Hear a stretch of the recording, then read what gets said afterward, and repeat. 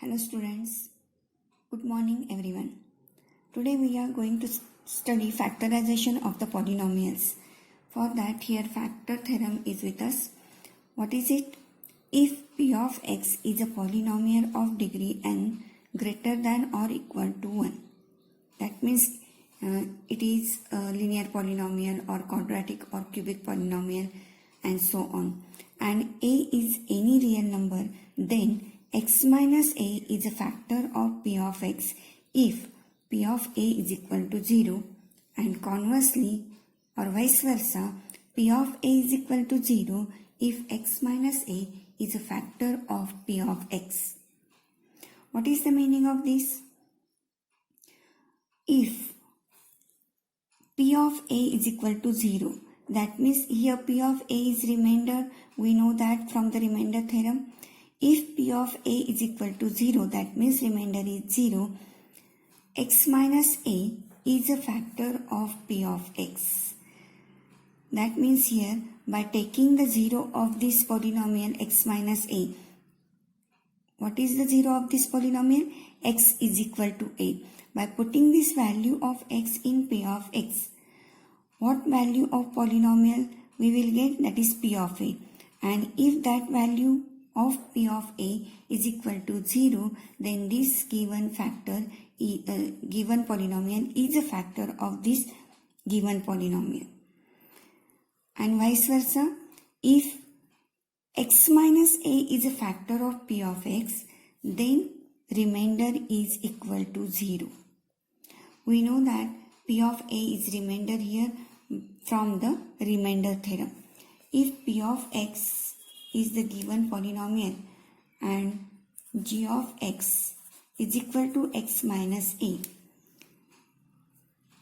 if we are going to divide this p of x by this g of x, then we will get the value p of a, which is our remainder from the remainder theorem. We know that.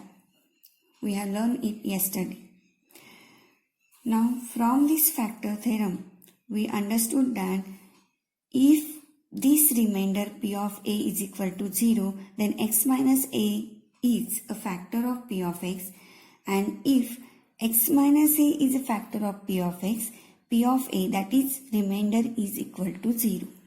Now let us see the proof of this factor theorem. By the remainder theorem, p of x is equal to x minus a into q of x plus p of a. That means our dividend is equal to divisor into quotient plus remainder in this format. Here remainder is p of a. Now if p of a is equal to 0, then p of x is equal to, what we will get here? This x minus a into q of x, which shows that x minus a is a factor of p of x. When the remainder is 0, that means p of x is the product of two factors, that is the divisor and the quotient here. Now since x minus a is a factor of p of x, now we are proving the second possibility here. Since x minus a is a factor of p of x, which is given. Now therefore p of x is equal to x minus a into g of x. That means the product of two factors is the given polynomial. In this case, p of a is equal to, now put the value of x is equal to a here. Now a minus a into g of a. Now a minus a is 0, so 0 into g of a is 0 here. So our remainder is 0. Now let us go for the factorization of polynomials. Now we know that quadratic polynomial is of the form ax square plus bx plus c, and the cubic polynomial is of the form ax cube plus bx square plus cx plus d, where a, b, c and d are constant and a is not equal to 0. These two polynomials can be factorized by different methods like splitting the middle term method and by factor theorem. Splitting the middle term method we have learned in the 8th standard. Now how to solve this or how to factorize these polynomials by the factor theorem. The steps are given here. First step is, now I am showing the steps for the factorization of quadratic polynomial here. Let p of x is equal to ax square plus bx plus c. First step, make the coefficient of the first term, that is this, that is of x square, equal to 1 if it is not 1. That means if we have the quadratic polynomial as 2x square minus 3x plus 1, then this coefficient you have to make 1 by dividing this polynomial throughout by 2. So after dividing by 2, we will get the coefficient of this x square term as 1. Now find all the possible factors of constant term, that is c upon a, because after dividing by a throughout the quadratic polynomial, here constant term we will get as c upon a, and in the example 1 upon 2 here. So find all the possible factors of constant term c upon a of g of x. Using trial method, that means you have to check for those factors. Suppose there are plus minus 1, then plus minus 2, these are the factors. Then you have to go for the plus 1 first. Then if the remainder is not equal to 0, then you have to go for the x is equal to minus 1, then go for the x is equal to minus 2, so on up until we will get the remainder as 0. Using this trial method, find the factor of g of x is equal to 0. Say x is equal to alpha and x is equal to beta. Further write g of x as the product of factors. Then g of x is equal to x minus alpha into x minus beta, and by this value of g of x, divide the given polynomial to get the required factors of p of x.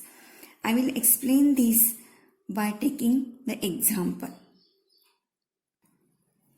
Here I am going to explain the sum from the exercise 2.4, question number 5, the first sum here. Now here given polynomial is x cube minus 2x square minus x plus 2.